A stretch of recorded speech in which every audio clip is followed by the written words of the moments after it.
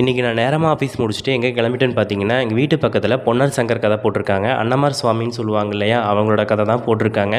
நான் இது வரைக்கும் தெருக்கூத்து, நாடகம் இது மாதிரியெல்லாம் நான் பார்த்ததே இல்லை. இதுதான் ஃபஸ்ட் டைமு. சரி எப்படி தான் இருக்குன்னு சொல்லிட்டு பார்க்கலாங்கிறதுக்காகவே போனேன்.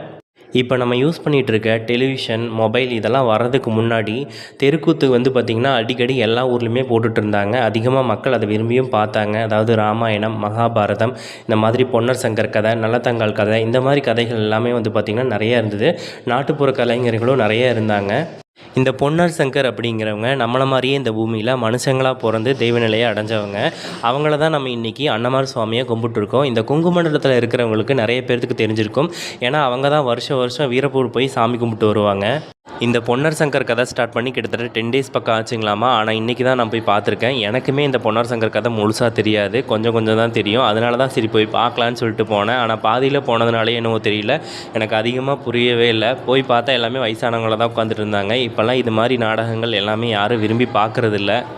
வாய்ப்பு கிடைச்சா உங்கள் வீட்டில் இருக்க பெரியவங்ககிட்ட இந்த பொன்னர் சங்கர் கதையை பற்றி கேட்டு தெரிஞ்சுக்குங்க, ரொம்ப நல்லது. நான் இந்த மாதிரி பழமையான விஷயங்கள், அந்த காலத்து பொருட்கள் எல்லாமே ரொம்ப விரும்புவேன். அதனால் எல்லாமே இது நான் கேதர் பண்ணிகிட்டே இருப்பேன்.